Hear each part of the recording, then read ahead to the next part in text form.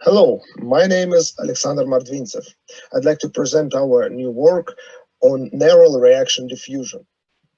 This project is a part of our effort on designing self-organizing systems using differentiable programming and can be seen as a case of neural cell automata. So what's reaction diffusion? I guess this audience is familiar with this concept, but let me do a quick recap. This concept was suggested by Alan Turing in his seminal paper, The Chemical Basis of Morphogenesis. And he proposed that a system of chemical substances called morphogens reacting together and diffusing through tissue is an adequate substrate for implementing the computation required for coordinating morphogenesis and pattern formation in living organisms. The most known case of simulated reaction diffusion system is so-called Grayscot reaction diffusion model, which consists of two chemicals that diffuse across a surface at different rates and react with each other according to this formula. This model is beautiful because of its simplicity. It only has two parameters that are typically tuned: the rate at which component A gets added to the system and the rate at which component B is removed from the system. Surprisingly, such a simple system produces a wide diversity of patterns, and there is this web page called Xmorphia that allows to explore the space of parameters and see what does behavior of reaction diffusion system at different parameter choice looks like.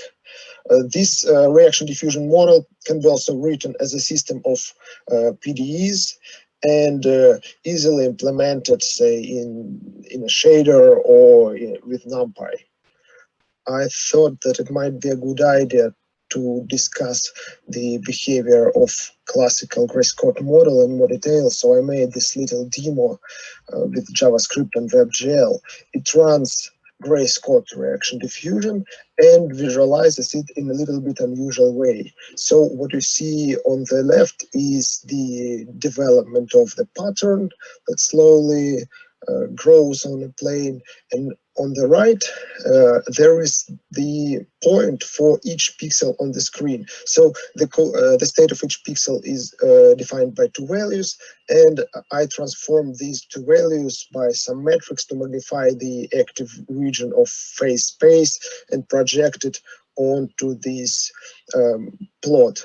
So we see that there is a majority of pixels that are in this corner, like background corner, and then those pixels slowly get absorbed by the spreading wave of reaction and get into this attractor state, and then some of them leave this attractor state to return to this background state. And we see that there are regions where points move in opposite directions, and it happens because the direction they move depends on the Laplacian of local concentrations of both chemicals. So actually each point can be interpreted as four-dimensional point, and its trajectory depends on its current position, two coordinates, and Laplacians of concentrations of two chemicals around that point. And what's also interesting is that at the very beginning of simulation, everything is perfectly symmetric, and then slowly symmetry breaking occurs. So in case of perfectly continuous world, we wouldn't get the pattern. Actually, all we would get is radial wave spreading. And as usual, there are those symmetry breakings that happen not in the reaction model per se, but in underlying substrate. So underlying substrate is a raster grid here. I decided that I would add a little bit of noise to cell states after every iteration. That's why you may see that they wobble a little bit. And that's this wobbling that breaks the symmetry and makes different points follow different trajectories. And if I wouldn't add this noise, then the symmetry breaking would occur due to a discrete diffusion operation that's a little bit anisotropic due to regular 2D grid. And in our work, we break the symmetry by introducing seed points in random fashion on a grid, because we decided that we don't want to rely on the underlying substrate. We wanted to pretend that we are trying to find a system that's fully continuous, so we had to break the symmetry for it. And if you look at the code, I posted it on GitHub and hope it becomes available once you see this talk. The actual implementation of reaction diffusion are just these few lines. So this is the diffusion, which is just weighted sum of nearby points. And then this is a reaction term that affects concentrations of two chemicals. And this is the line where I add tiny little bit of noise. So this is what the behavior looks over longer periods of time. There seems to be an interest to finding methods of designing self-organizing systems in synthetic biology. For example, there are some review papers that explore potential research directions, and there are actually some theoretical papers which propose methods theoretically deployable in a lab for designing artificial reaction diffusion system that would, for example, produce patterns on a plane like this one, which proposes a method for combining primitives composed of reaction networks of different synthetic chemicals that would produce specified pattern when deployed in a particular shape on a grid or on a plane. But the drawback, which I think affects all of these methods nowadays, is that these systems are designed to be feed forward, and there are no feedback loops that control the state of the pattern and correct errors if something happens, something goes wrong in the process. And we decided that maybe there is a chance for differentiable programming to be applied in this area. So we built upon our neural cell automata work and simplified the cell automata even further. So we removed the perception. So our original model had this perception stage where it was aggregating the information from its neighbors, and we removed this and replaced with diffusion. So diffusion happens to be the only method of communication between adjacent points, and reaction term now only depends on the state of current grid location. So it's just a mapping from Rn to Rn. And we simulate the reaction diffusion of n chemicals. In our case, we were considering 32 chemicals. And here we put words chemicals and reactions in quotes because they don't obey the actual physical laws. They don't obey the law of mass action. They don't obey the law of conservations, and we think that incorporating these laws so that our models are really deployable in a lab is a very important future research direction that we are trying to pursue. So we tried to adopt the task of text generation that is very similar to what we were doing in the self-organizing textures paper. So the idea of this paper is to find a way to design local cell automata rule that would produce desired patterns, although not pixel perfect, but just something that is visually similar to them, by communicating with their neighbors.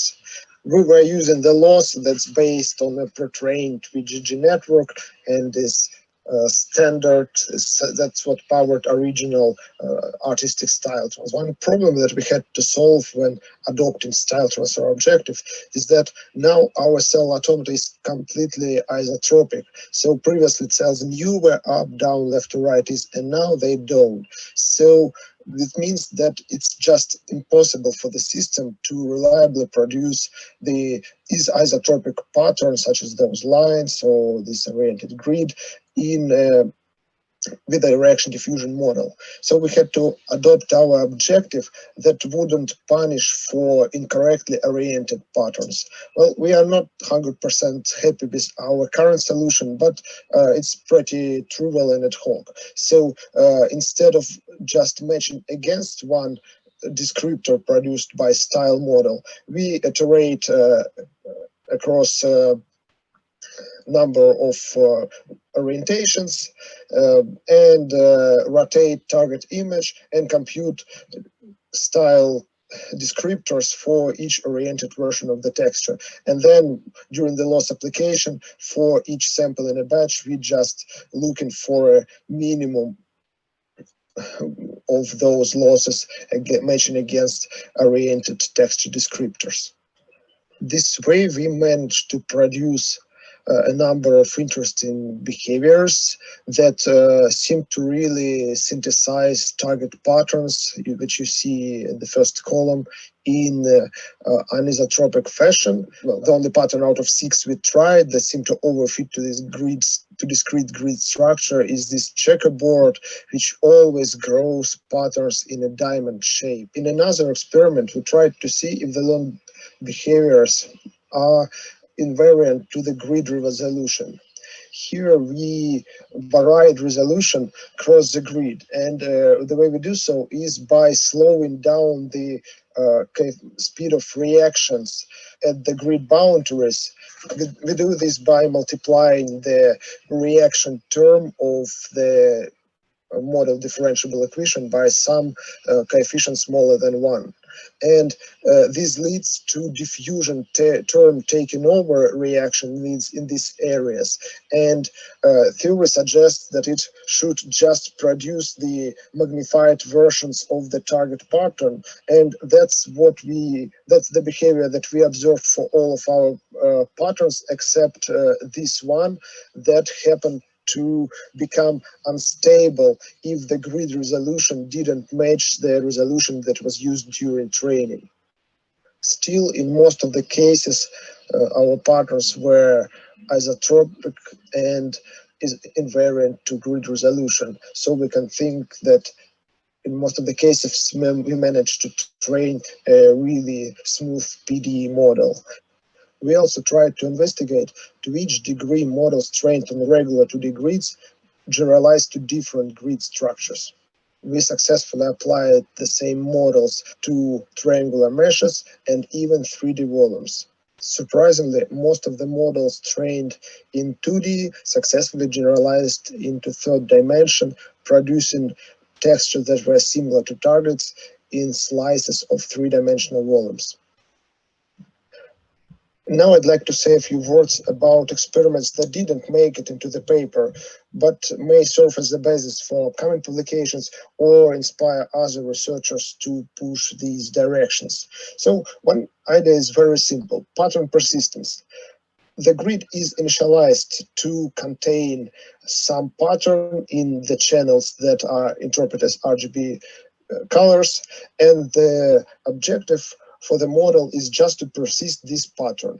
This may sound simple, but in presence of diffusion that continuously smoothes things, there is this diffusion destructive force. So reaction has to perform some actions to counteract the diffusion.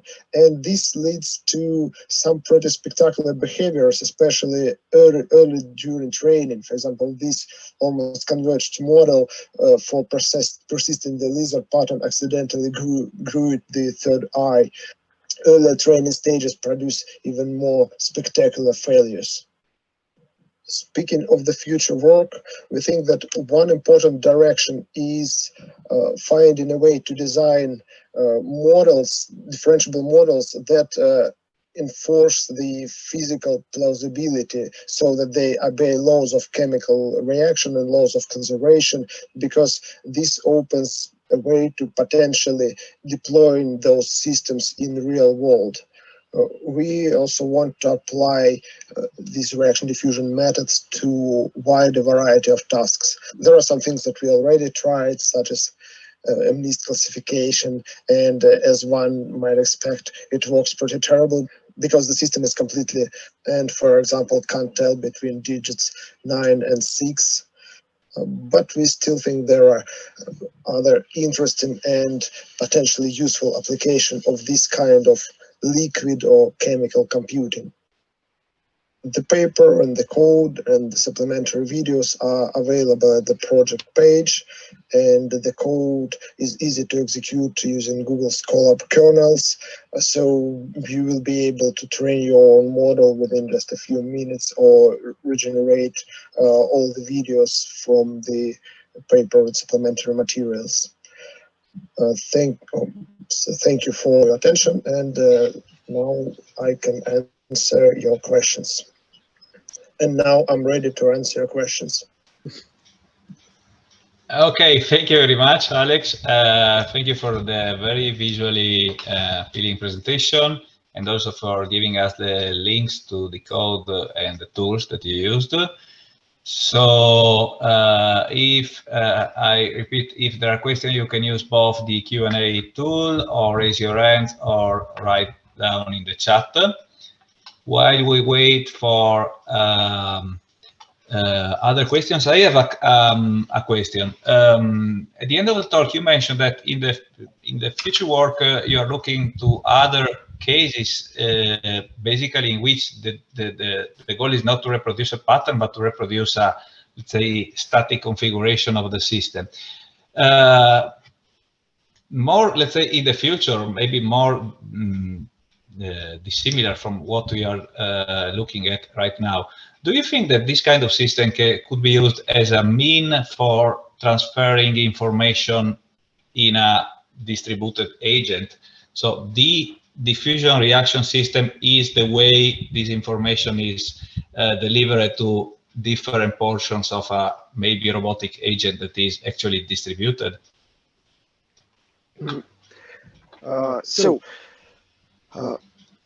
To me, this work is a transition, from our original NLC model to something that looks closer to real world, something that is isotropic and something that is less discrete but more smooth.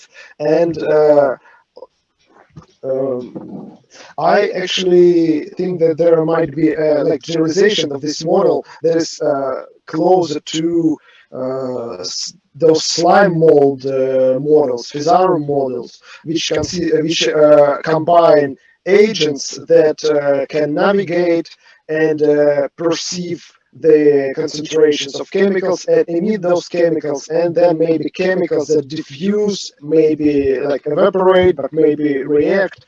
And then this combined model, I think, could be very powerful and could be used to, say, model formation of robot swarms and make them collectively solve some practical tasks. But one example of reaction diffusion model combined with something else that I have in mind for quite a while is, imagine the following: you have some solution, and there is some object that has a surface, like some hard body in this, that's embedded in this solution, submerged there, and there is a reaction diffusion process that is happening on the surface of this object. And then there are moments of time when there is some like trigger chemical is released from this programmed reaction diffusion process that makes some molecules from the solution stick to the surface of this hard body and grow it. And then I think this way it's possible to program the reaction diffusion system that runs on the surface to interact with the solution in a way that it can grow into a predefined shape when being submerged in the right environment. And this is, well, something that I think could be tried as a next step, as a kind of potentially way of manufacturing things. So I really hope that one day, instead of 3D printed custom structures, we will be able to create distribution rules that will build those structures for us, starting from a single synthesized seed. Okay, thank you. So you are describing a kind of morphological optimization based on diffusion reaction system. Thank you. So I see that we have the time for a couple of other questions. I see that there is a question and now another one in the Q&A tool. So I will read the question from Andrew Vardy. Can you comment on application of these techniques for texture generation? Mm-hmm. Well, I guess there is a vast literature on texture generation nowadays, and I deliberately didn't include comparisons with existing texture generation methods here, because that's competing with existing texture generation methods just wasn't the goal of the project. The goal of the project was to demonstrate that we can use differentiable optimization to produce tailored reaction diffusion systems that can do some task. And texture synthesis is just task that I happen to pick most of the time, just because got quite used to using those style transfer generative based objectives. But the results we obtained, I think they are quite nice, and actually I think it's quite simple to port those systems into 3D packages. I thought Houdini has a pretty good Python integration. So for artistic applications, those techniques are, I think, perfectly viable. And actually, okay, thank you. Yeah. Mm-hmm. Yeah. Sorry, we have time for the last question. It's a request for clarification from an anonymous attendee. Sorry for the basic question. To clarify, you are trying which reactions occur in each cell, and all cells have uniform reaction behavior. So basically, all the cells share the same. Yes. Yes. That's absolutely correct. The whole volume executes the same rule across all time steps. That's the very, very basic assumption of this project, that we shouldn't allow specific per location or per time step variation in rules. So it's like all cells share the same genome. So here, all molecules behave the same across the volume and even independent of orientation. Okay, so thank you very much. There are no other questions, and this is good for now because we are perfectly on time.